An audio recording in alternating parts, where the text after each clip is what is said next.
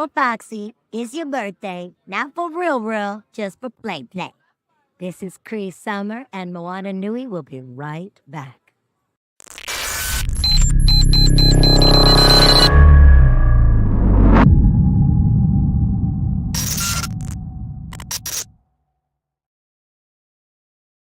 Here in Atlanta, Georgia. Great to be here. I am full-time in the film industry, film, TV, and I also do commercials. I am a production designer as well as a full-time food stylist. And I recently did my first narrative this year of a short film that will be in festivals for the next 2 years. Ooh. As an actor, so I have credits on Netflix, HBO Max, and the CW. I also completed a short film that I wrote, directed, and starred in called Porcelain. And yeah, I'm just excited to share the space with you guys.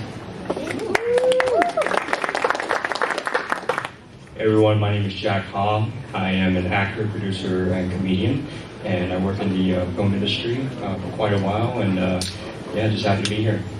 Yeah. Hi everyone, I'm Michelle Pokopak. I am an actor in both theater and film here. I have some credits on Netflix, on Hulu, Stars, all that jazz. And I also do some activism work, and I am one of the co-founders of an organization here called East by Southeast. We try and connect and support local Asian artists here in Atlanta. And I want to also speak for Ami Vyas, who was our other panelist, but unfortunately she could not make it today due to a family emergency. But just to give a little bio for her, she is an actor, director, and advocate for Asian artists. She's been a fixture in Atlanta for 20 years. And for a time, she was Atlanta's first and only AEA, or Actors Equity Association, member of Asian Indian descent. She is also a co-founding member of East by Southeast, and she is looking forward to making stories that transcend gender and color into the new normal for American theater. So, round of applause for our panelists. Thank you so much. All right, so I figured let's start with defining what is digital media. So, from what I was able to pull, digital media, it's a broad term. It refers to any kind of media that is transmitted as digital data, can be viewed, listened to, seen on a screen, or heard on a speaker. This includes a wide range of platforms, products, industries, such as audio with podcasts, audiobooks, digital radio stations. Video, of course, would be streaming services, virtual reality simulators, YouTube, etc. You got social media, so you got your Twitter, or X, Facebook, Instagram, LinkedIn, Snapchat. You got text, so blogs, ebooks, websites, images and graphics such as brand identities, social media ads, memes, and then mixed media can be like video games, interactive web platforms, stuff like that. So now understanding what kind of subjects we're going to talk about. I just wanted to open it up to our panelists as far as like how we've been able to use it for our careers and some of the things that we've seen as well. And then by the end of the panel, we'll open it up to Q&A as well as to our Twitch stream. So just open forum. So how have we been able to use digital media for our professional and personal experiences? Since I just started a project on my first narrative, if you're choosing to write short stories or want to be part of film festivals, through my experience, we have a company called Seed and Spark here in Atlanta that really supports indie filmmakers like myself. And with that, it is a crowdfunding platform, but it's really geared towards film industry, so you don't get all this other fundraising. But how I was able to raise fully $28,000 in 1 month. Most of it was for friends and family, and how I did this was I actually wrote out, like a crazy person, I wrote out my whole network on a spreadsheet. So when I sent out emails and newsletters about my project, I wasn't going to overdo it or get people upset from oversharing my project that they don't want to be a part of this. They don't want to be part of it, that's fine. But at least they got a chance to see it. And a lot of my friends and family was able to share my project because of that. The platform of Seed and Spark made it easy to share. You could see everything you needed. It was all in one place, and I also shared it with my Instagram, creating its own page. But if you have your own company, for example, if you are a writer, artist, you want to be able to use social media as your brand, as your image, depending on how you want to be seen. And that's just an example for me. Like, I created a separate page because I didn't put out my production company yet, so I kept my page separate for the name and title of my project, which is called I Love You, which is an ode to my grandma, who passed in 2008, and I created this project for her.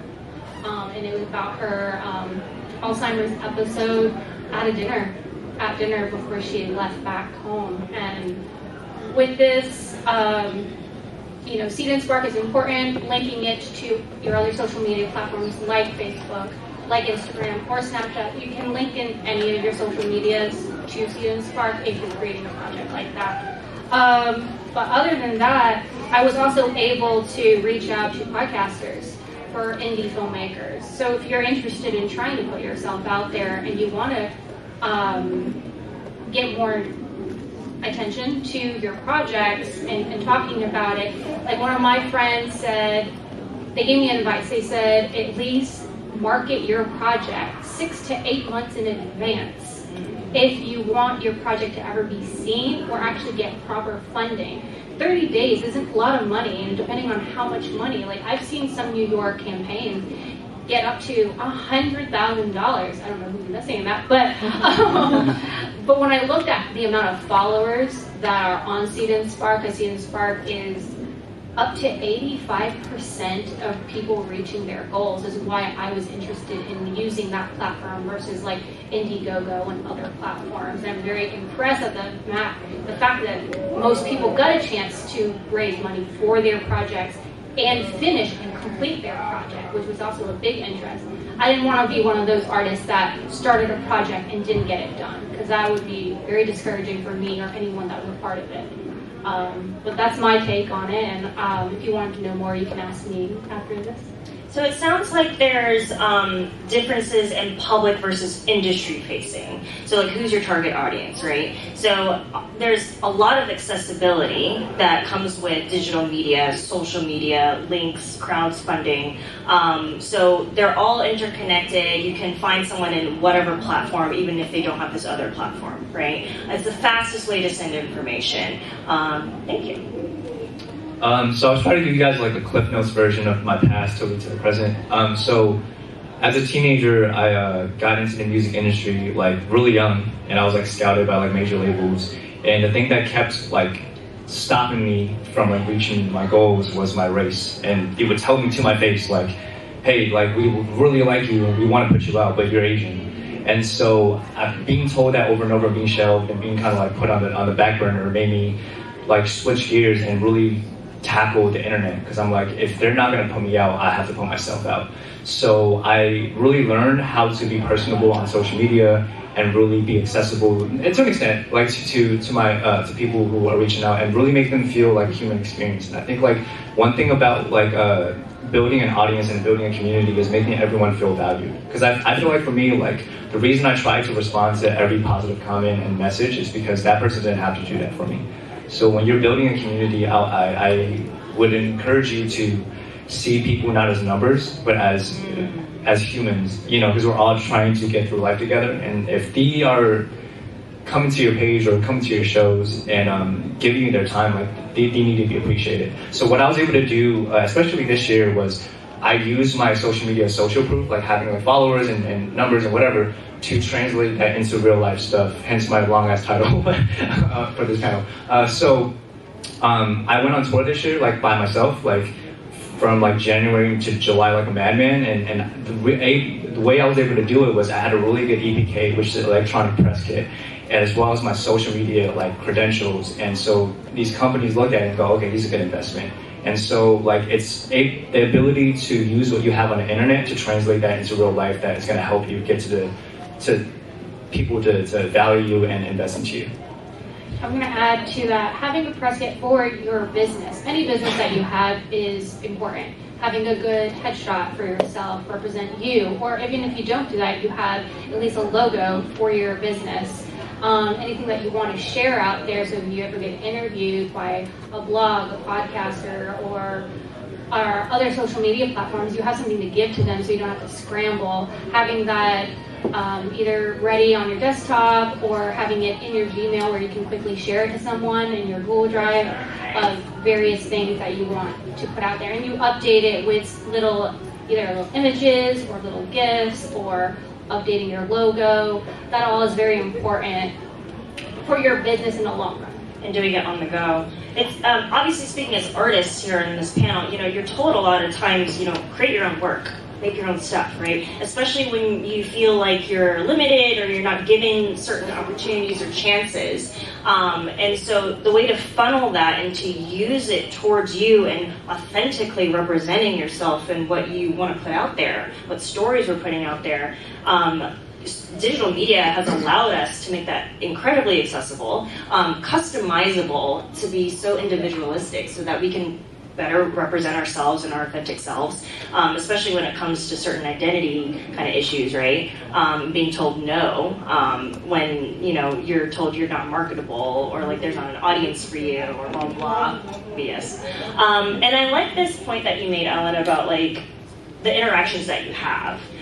I mean, you can think about it in a logistical standpoint, like, yeah, the traffic patterns and all that stuff is really great, but, like, we gotta remember there's people behind these screens and people behind these accounts. Hopefully they're not bots. But you get to, have a moment with them and, like, talk to people from around the world because of that. So the fact that you take time to respond to people, that's huge to me. Because I know the bigger you get, like, people don't even manage their own accounts. Yeah. And I know there's a safety issue to a lot of that most of the time, but I mean, that connection is so important and valuable. There is a downside though, like, because I do have fans like that are international fans, and these sometimes call me, and I just have to like mute it because like there's like boundary issues too, if you're like, so you just also gotta be careful and just kind of set. Chappell Roan just talked about that, of like the privilege of I think the internet. I'm sorry. Go ahead. The internet kind of made people feel that you can talk to anyone at any time, and that they're entitled to your time, but you also they're people. Right. I want to open to Jim.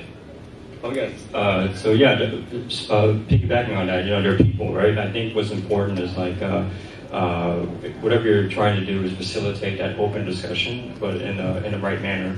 Which starting out as an actor, I don't know if it's different now. Back then, but like. You have to use a lot of platforms to really market yourself. You have to find the right photographer, find a headshot, you gotta find the right costume designer or hairstylist and makeup artist, and then you have to put that all together and then create a brand image of yourself or what you're trying to sell, and then also get in touch with all the latest, I would say, like, the casting calls system platforms like Actors Access, 800 Casting Networks.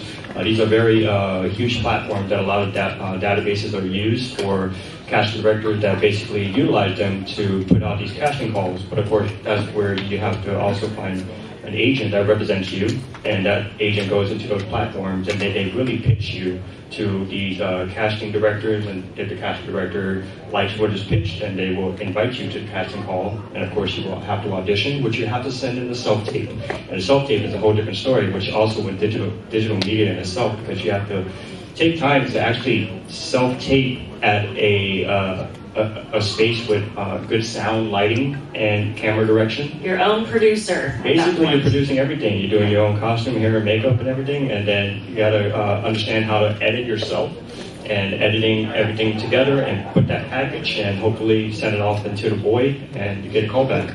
And after the callback, you're like, okay, we got to do Zoom. We got to get familiar with doing Zoom because not a lot of people, especially during COVID, we got familiar with using Zoom, but still it's a little bit more complicated because they're upgrading so much feature and so many things, and then you're like, oh, I didn't know this was happening and all that. So I think just constantly trying to educate yourself consistently on the latest technology and updating yourself, and being more aware of how everything is rapidly growing. I work with AI and VR technology, and it's happening quite quickly, and I would encourage, we are slowly getting to that point, but eventually we'll catch up to it. Just try to slowly get more involved and informed on that. Yeah. That's such a good point of just trying to keep up with the changes, and being self-made as artists and stuff. Particularly in the acting world, I cannot tell you how much of a leg up that is. Self-taping is pretty much the only way almost. I mean, when you go into in-person, it's mainly the next step nowadays versus an initial audition, like callbacks, for example.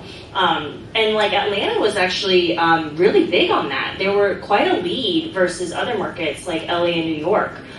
Because we were so far away from other major hubs. I remember a lot of folks that were local actors in Atlanta, for example, they would have to travel over to the Carolinas or Wilmington, and that's a far drive, and people would do it. They would drive a whole day's worth just to be seen for 2 minutes and then come back down. And so they started that self-taping kind of practice, and then LA and New York markets started picking that up. So Atlanta actors were actually a lot more skilled in that and faster than others, which was really interesting to see that change. To speak on myself, so actor, theater, and film, obviously there's a little bit more digital media involved with film, but with theater, I'll speak on that, they've always struggled to bring in audiences, right? And I think film is a lot easier to find, to get to, and then theater, it's hard to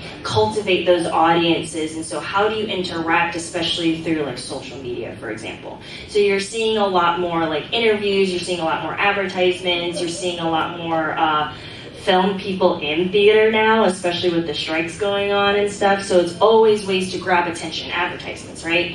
And we're seeing it as a new form of media in the space. For example, projections, or you'll get other digital ways to tell that story live, which is really interesting.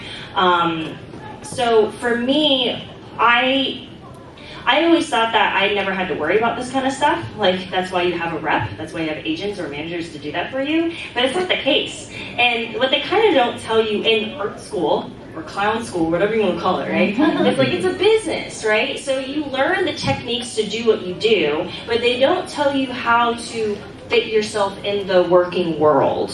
And then how you are essentially business, and how you have to present yourself in a certain way, branding yourself in a certain way, right? And as an artist, it's how do I do that without selling out? How do I do that without, while still focusing on the things that tell the story artistically? So it's a lot to put on yourself, right? And I think, thankfully, with social media, we're learning how to do that naturally. But then how do you distinguish both of those different profiles of yourself? And then how do you not get lost in the selling out part of it? How do you not lose yourself? And then, there's the whole influencer side of things as well. So there's so many different avenues you can go. I think starting up from the ground up, this is the most useful tool. Because once you have that elevated team, they have people to do that for you, right? You have a PR rep, literally. But I remember just getting the word out to your local community. Word of mouth is still the biggest way to send out information and to tell people about what's going on. But man, social media for smaller projects has been such a huge way for me to be able to grow East by Southeast, for example, a small community where I was able to tap in to see what are the needs of the community and not keep it digital, also marry that with in person. Yeah. So that balance is super important because then it's lifeless, right? Yeah. Yes. Yeah. Very true. Yeah. I also highly recommend when you are building your business, your brand, and your image, be genuine about it. People can really actually read off the fact that you're not being genuine or you're being fake, whatever fake version that is. If you truly mean what you mean with whatever business that you have, for me, mine is designing and art direction and props and sets. I have to be genuine in these interviews and really aid into the design or the idea of whatever the director is trying to convey. and I take everything that this person is saying with words or a piece of paper, PDF, I take it and I create the color palette. I go to a prop house and photograph everything and take this whole aspect of the skill that I've obtained. And as not only a young woman here in the industry, but it is very helpful to be skilled in many areas. People are going to always tell everyone that if you have too many skills, it's looked down upon, but that's not true. Like, you know how to do something, you go and do it. Like, you don't have to you shouldn't listen to anybody that says you can't do it, or we don't know what you're doing. If you want to do something, go do it. And if you have this idea, there's no one telling you no. Like, I think the hardest thing about what happened to me when I was younger and holding myself back is never executing those ideas that I had and thinking back on, all right, I could have just done it. I could have just done it because someone else over here just did it. And then I'd be like, oh man, that was my idea. And there's not many unique ideas out there. It's also taking what we already have and turning it into something that makes us feel passionate, makes us feel motivated to excel in your idea. For me, like, for example, with my film or my business, is every time I have an idea, I'm going to go and execute it, no matter what, put 100% of my efforts into it. And if it doesn't work, that's okay. You learned something, you made a mistake, and you go try a new idea for yourself. And don't expect it to be a polished product at the end. Yeah. You gotta put it out there, put that draft out, and then redo it again if you're able to. Yes. Yeah. I also want to speak for Ami. She was able to put some input here. So when it comes to digital media, she says she doesn't have a personal presence, so she's not really heavy on that. But what she does have experience is with marketing. So particularly through theater. She says that she's absolutely giving away her age when she says that one of her first jobs right out of college was identifying what new media outlets for a PR company were. Someone that was just breaking through. And new media then morphed into social media and now digital media. And the end result is the same. So seeing all the changes from past to present, she was saying that it's really just about getting your information out there to as many people as possible. So that exposure. However, as we've evolved and gained more channels, too many people, we get lost in the burnout of it. There's too much stimulating, right?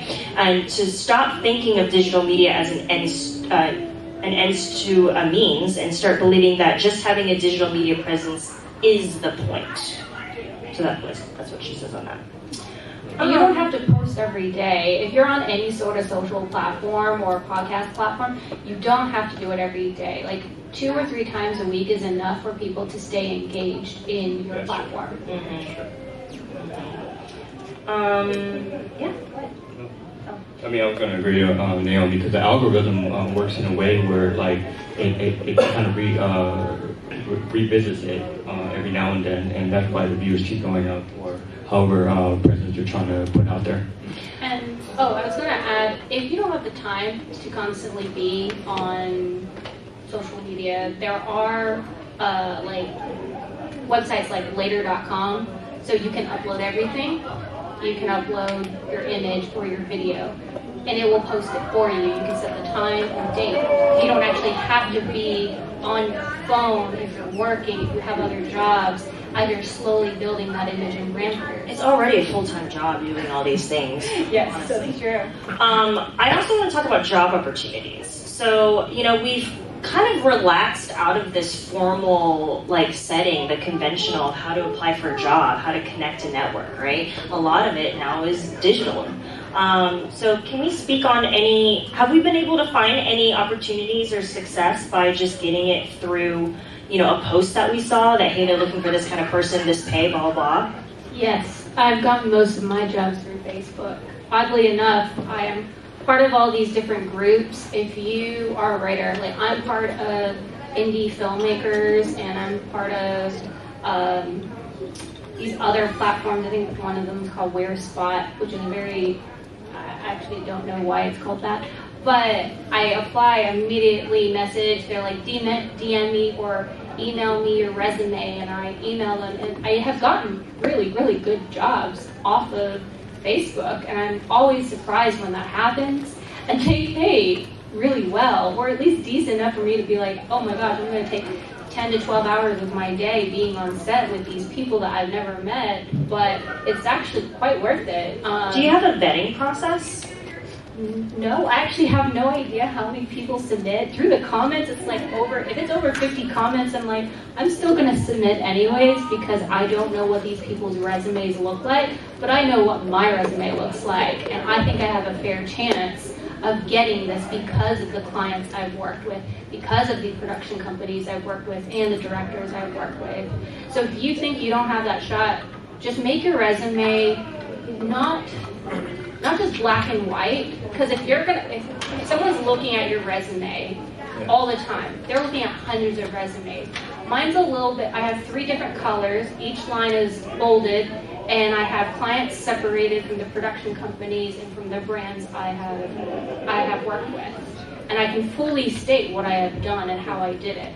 But I'm not going to overgive too much information. It's pretty straightforward, easy to read on the eyes, and you have to understand a resume has to be legible.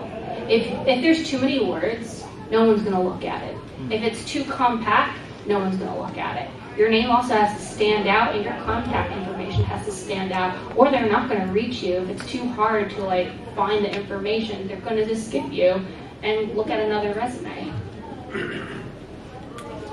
I don't use a resume a lot of the time. So I'm going to speak on, those kind of opportunities where you just submit yourself, and it doesn't include a resume. It includes a picture, maybe a little blurb about yourself. I just think about the days of when a lot of things were found on Craigslist. It's still there, and people still do that, but now the options are unlimited, right? Especially in the artist spaces. And the reason why I ask about vetting too is you get that risky situation sometimes where I don't know this person, I don't know this production, I don't know this opportunity, if they're actually going to pay me, if they aren't being transparent about some of those details. This is where Google comes in. You can totally look anyone up. If you feel like it's sketchy and you have this gut feeling, maybe listen to that gut. Maybe it is sketchy. But you can still look up every company. If it looks legit and you can see that they've done high-end clients and it's a real company, what's the point? What's the loss in just submitting yourself and seeing if you're going to get a chance to work with these people? For sure. There's, of course, a number of due diligence that we should all do on any opportunity. But thinking about, for ourselves with any artistic opportunities and stuff, have we found any challenges with that, with finding it through those digital spaces? Okay. I'm just confused on that one. Yeah. The only one? Well, I think have you found anything through music gigs? Just finding it posted somewhere and you just take it on? Yeah. Is there an issue with that? Yeah. Honestly, yeah. I found certain gigs, like festivals and stuff like that, just off Facebook events, and it'd be I'm gonna throw my hat in the ring. It's worked a couple times, and they're like, "Really? You've heard of us?" And they're like, "Well, we know who you are." And I was like, "Oh, great." And I was like, "It's just a shot in the dark." But you never know until you submit yourself. And I think as an actor too, I think it helps having a digital media presence, because I've gotten some audition opportunities just from people saying I came across you on Instagram, which sometimes sounds really sketchy. So just fair warning. But it works too. But once you do a vetting and you're like, oh, this is a reputable casting director, sometimes it comes through. So I think nowadays, I feel like social proof is so important if you're stepping into the digital media space. Similar to what Naomi's saying about vetting you to see if you're sketchy, I think they want to vet you to see if you're marketable or if you're reliable, and they want to see if you can do the work, and also do you have an audience that they can benefit from. Since I'm not an actor, in my world, having good references really does help. If you have anyone that you've worked with professionally that will really vouch for your work ethic, that it makes a difference. It really, really does, because the chances of that person getting called and talking positively about you is pretty close to 90% more likely of okay, have you worked with Naomi Smith? What is she like? What can you say about her, pros and cons? that does happen. I think the big thing I've seen is like building this portfolio together, right? So people come together to collab, and then that is where a lot of the references I've seen come from too. Yeah. Because like you see some sort of content posted, right? And you're like, oh man, who did that? And you're usually tagged now, right? So that ability is just someone's looking around being like, oh, I love what they did here. Oh, who did this? Oh, that's listed as this person. Bam, let me contact them. Yeah. So easy, right? And that exposure has been really, really great, and I found a lot of opportunities for that as well. And I also want to add that with social media, if you want to step away from that and also have a very, very good portfolio, just a website, that's very possible too. Put all your efforts in one place first, if that's a good place to start for you. Your portfolio is something people are going to see. Make it not cluttered, because any weak piece of like work or photo of yourself online, that's what people are going to look at. They're going to look at the pros and cons to the extreme. So put your best face first with your work, whether you're an illustrator, whether you're a writer, whether, you know, for me, I'm design. I don't want to put any of my designs that are not good or doesn't show the best part of what I can do.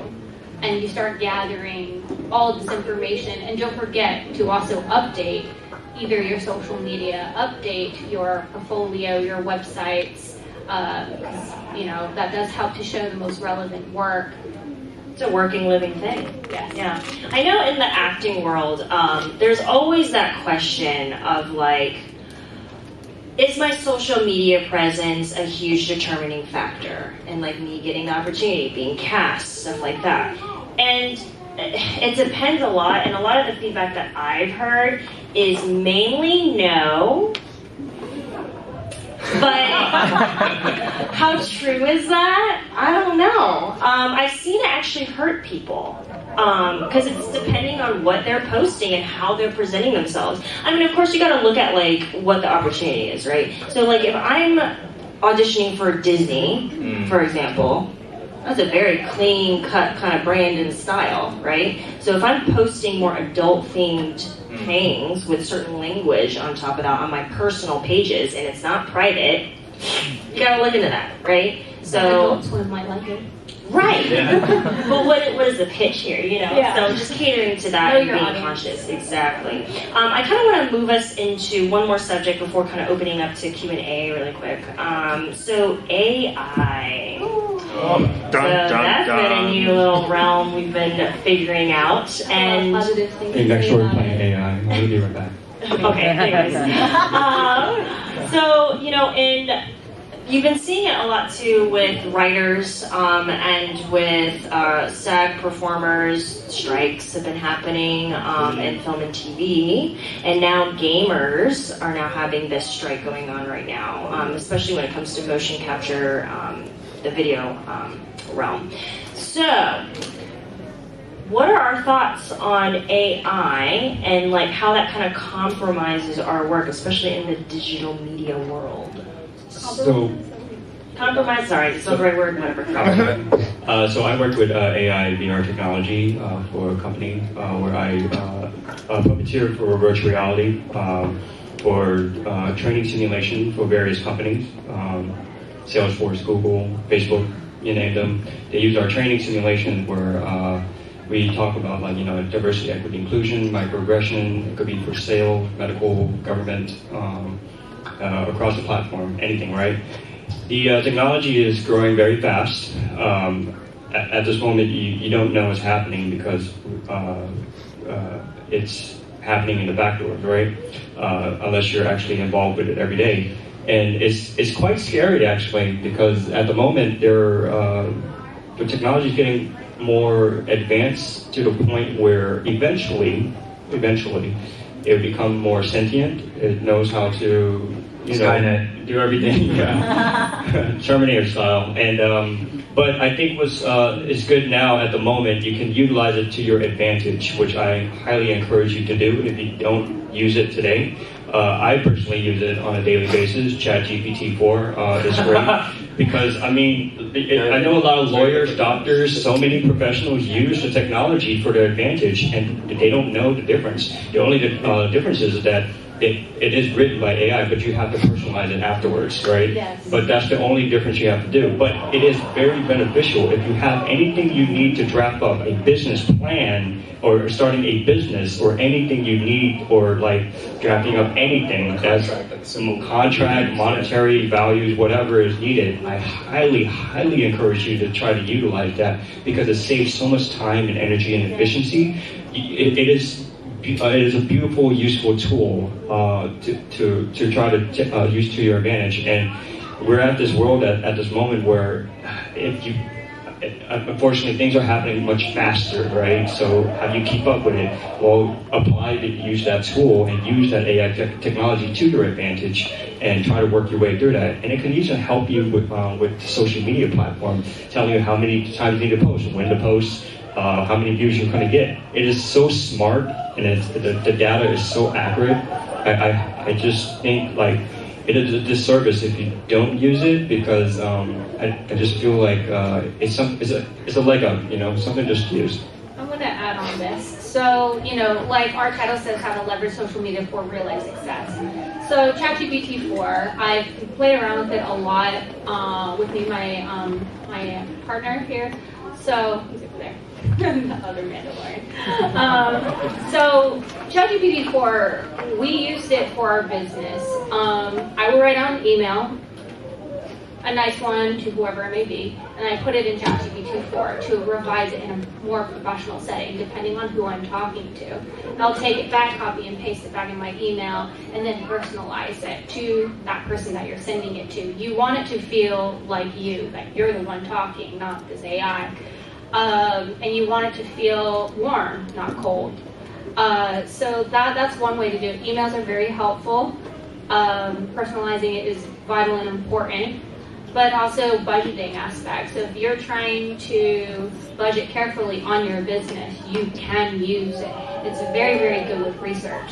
So depending on what you're using it for, research purpose, or even with social media, you want to know the latest trends, the latest hashtags, it's going to give you the latest hashtags that is being used. It's going to give you the latest history. It's going to give you history all the way back, because it's using what's on Google. Instead of you researching, you can ask ChatGPT to do the research for you. It can also give very good PowerPoint presentations and can give everything in chronological order. Just depending, you have to give it a very direct question though, and how do you direct it to where you want it to go. Sorry, I'm getting a little distracted. Guys, can we cheer really quick? Heck yeah!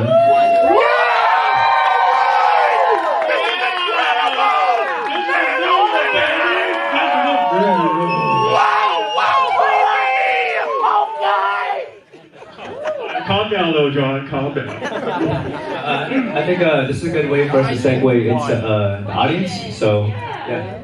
Do we have any questions out here or Twitch? Yeah. Do we want to use the microphone? Oh yeah. If you guys want to use the mic, feel free to. You can line up and Start lining up. I think it's also so that the folks on Twitch can hear it. Yeah. Yes, thank you. So you talked about using digital media basically as PR. That's what I heard. Are any of you making content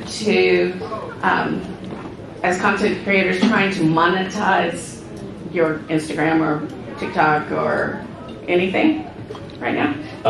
So the sad thing is I feel like that's kind of iffy, because I remember, so I had a TikTok that hit 2.5 million views and I got $30 from it.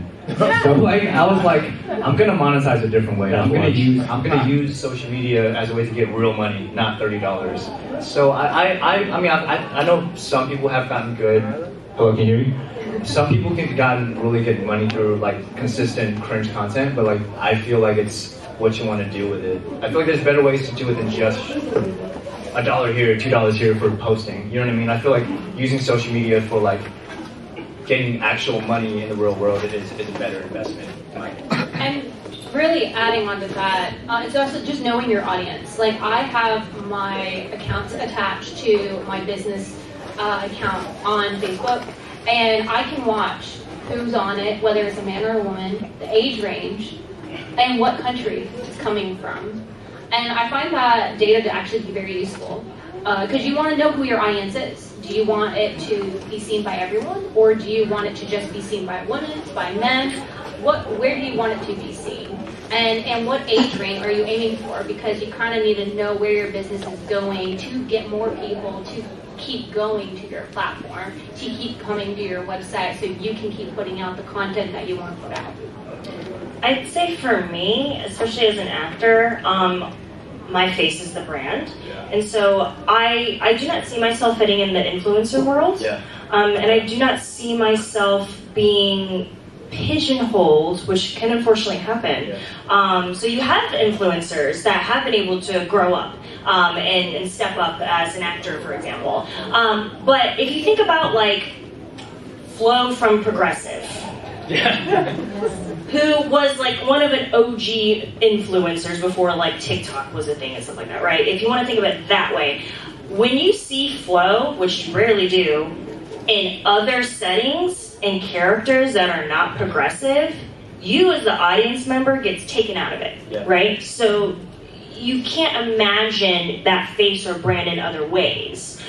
Same with influencers. I feel like, yes, there are advantages to that. However, you can get pigeonholed in a way. And for my career and how I'd like to like carve that, I don't see an advantage, and I don't think that fits me.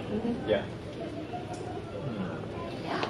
Okay, so we have a question from the stream here from Saffron Soleil. I hope I'm pronouncing that correctly. They say, I am an Asian performer. I super appreciate the representation here.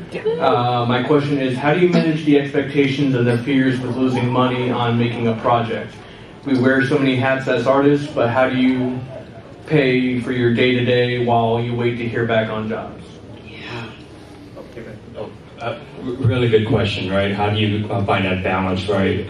And honestly, it is finding that balance. So it is really trying to prioritize and organize everything as much as you can, and finding flexibility, right? So I was fortunate enough to, I actually do a lot of things. I mean, I do, I work in production, film production. You know, I've actually worked with doing like second AC, first AC, production assistant, you know, art with Naomi here. I find those avenues, right? Those freelance works. I do like some stand-up comedy gigs, right? And I also work, do like standardized patient work as well.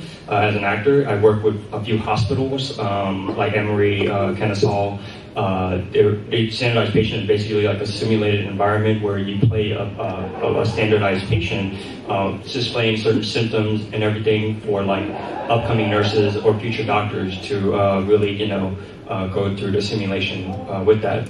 So, you know, I think it's really finding those certain avenues and finding those balance that really help out where you can like find the key factors for monetary gain, right? So from there, you know, eventually, you know, once you do find that balance, everything works in place. And don't worry about, you know, if you didn't get the job, that's fine. There's going to be more jobs. There'd be more opportunities. You got so much more ahead of you, right? It's just finding the balance between the chaos of it all.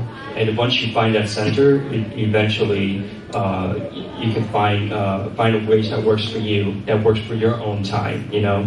So don't feel like you need to always utilize your time to please other people or be there because you have to be there. Do what's best for you and what works for you. Yeah.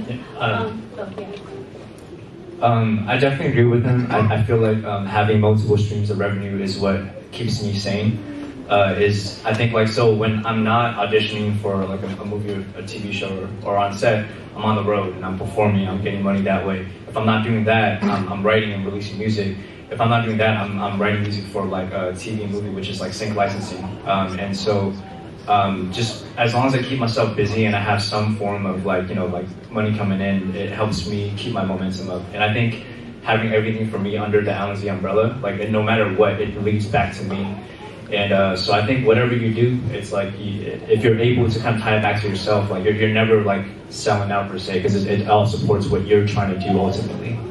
Yeah, I want to add to that, like, give yourself a break, know your worth and your mental health. Also, always add to the skills that you already have in your pool.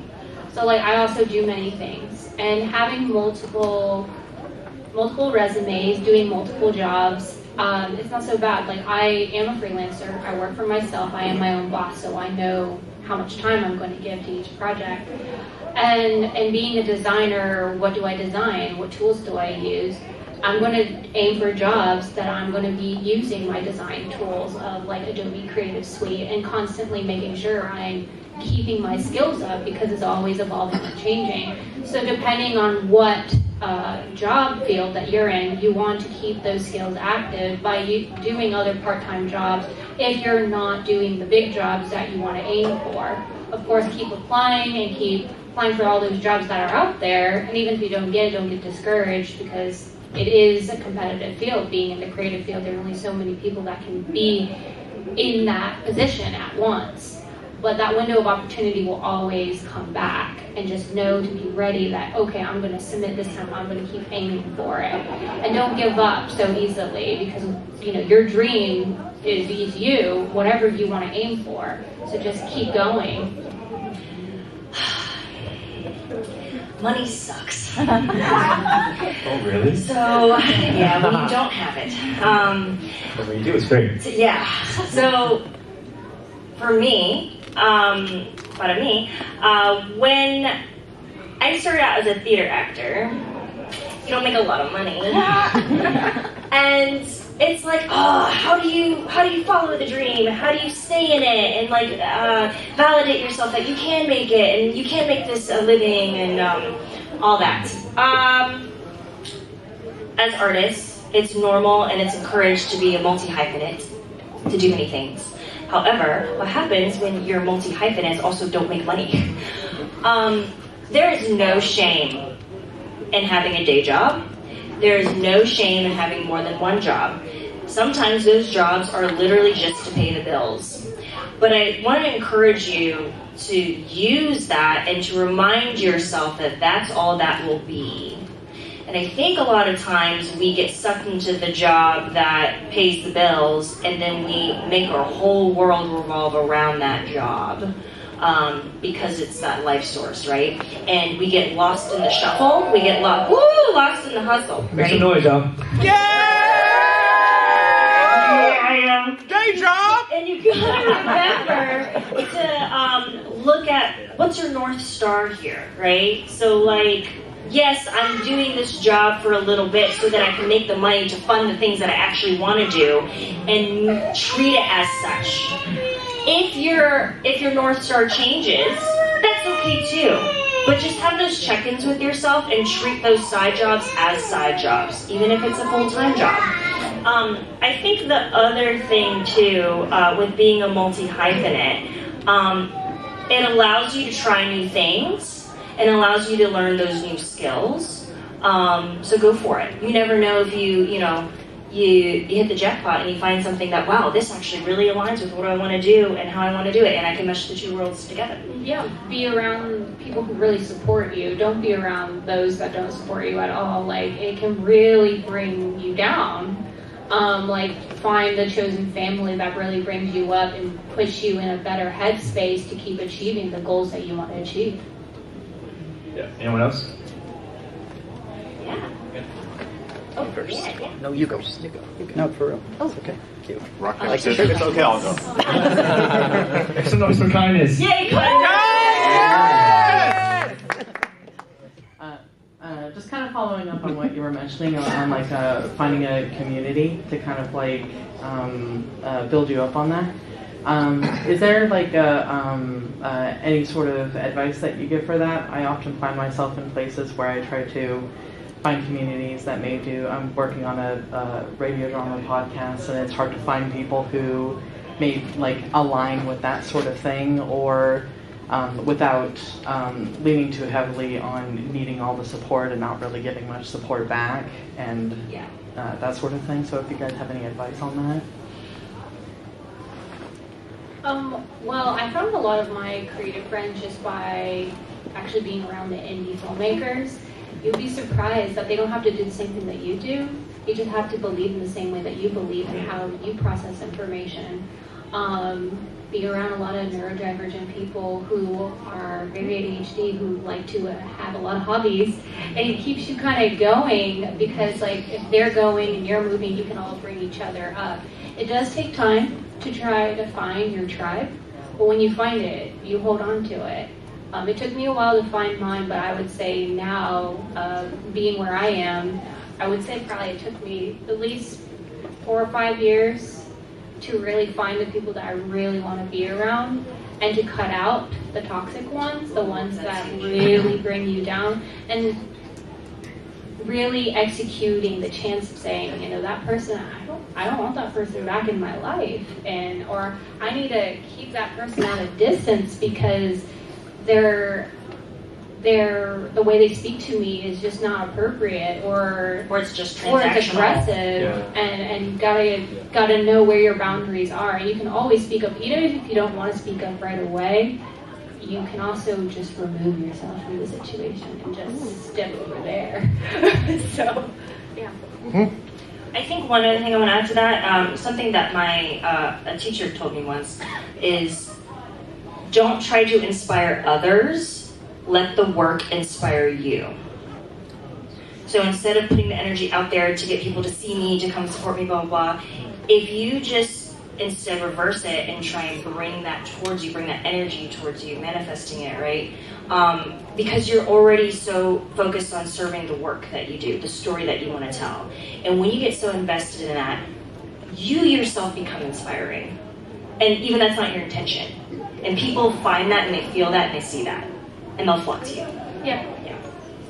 I think you're in the right place too. I mean, this is Dragon Con, so like, I feel you're like, there's so many avenues and leeways. You eventually will get there. Like, just you being here, and you're making an impact, right?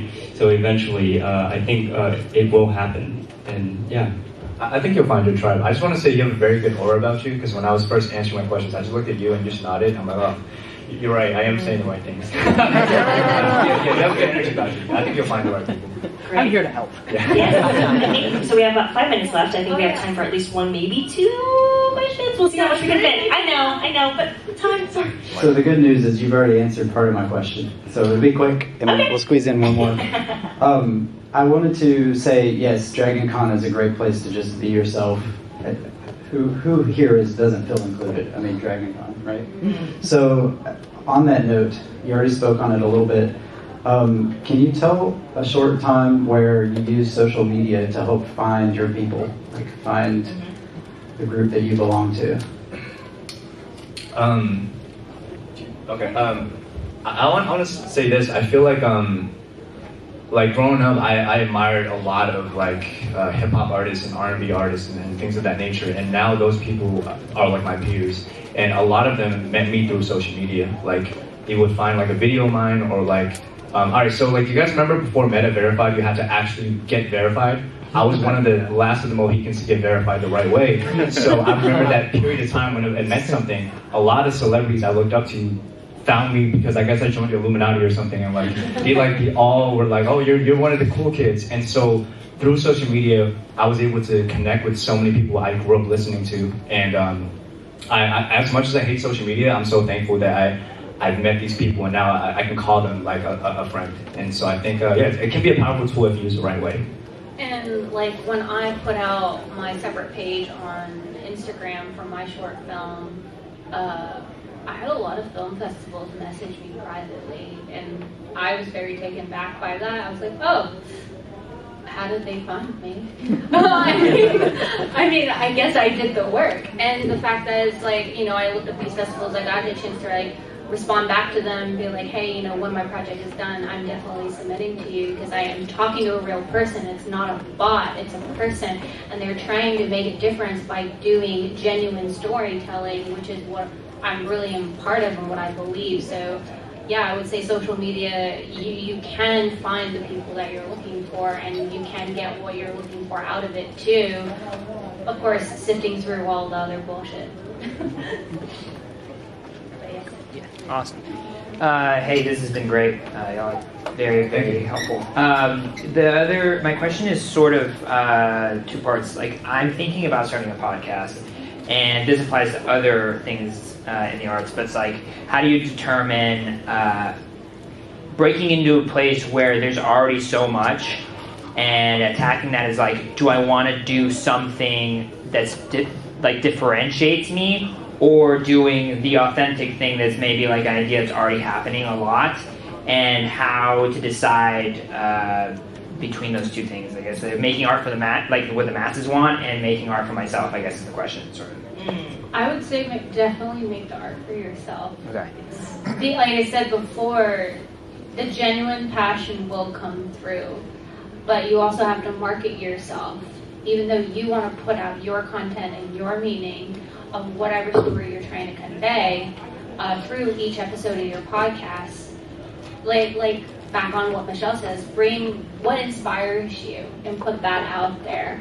And don't forget what that means too. Don't lose yourself. Like, there are plenty of people who's already lost themselves way. You don't need to be one of those people, because I think it's more rare now to find people that is generally about their passion and their creativity. The maintenance of doing something that you no longer care about is soul-sucking. Oh, yeah. So hang on to what you actually want to talk about and make that. Got it. Yeah. Cool. Thank you. Hello, everybody. I'll make this super quick. I love all of y'all's work, especially you as Helen Weathers in A Christmas Story. You're a girl ahead of her time. And on more than one occasion, you could beat us all up. Jack Ha, you're great in Doom Patrol. Alan, I tag you in my Instagram stories and using your music. I love the Quinn there. And your food commercials are great. You do great. Also, can you all please share your Instagrams? Oh, so that we can all use that by all means. I'll start first, Mushy Bushy, and everybody love me. Shameless plug. Go down the table. What's the plugs? So my Instagram is Naomi Bowie Smith. It's Naomi Bowie, as in David Bowie, Bowie Smith. And you can find the rest of my info on the link right under my name. My Instagram is @AlanZMusic. That's ALANZ Music. You can also find my music on Spotify and Apple Music under Alan Z. That's 1L ALANZ. And my Instagram is Jack Ha Comedy, JACKHA Comedy. And please DM me if you have any questions or concerns or anything. I love to help people out. So if I have any connection that I can connect you with, it's a way for me to, help you get to where you need to go. You can find me at Pokopac, POKOPAC. That's my last name. I also have on my page at East by Southeast, which is East_X_Southeast. Through there, I got a link tree, see my IMDb, all those good things. And I think that wraps us up. So thank you all so much.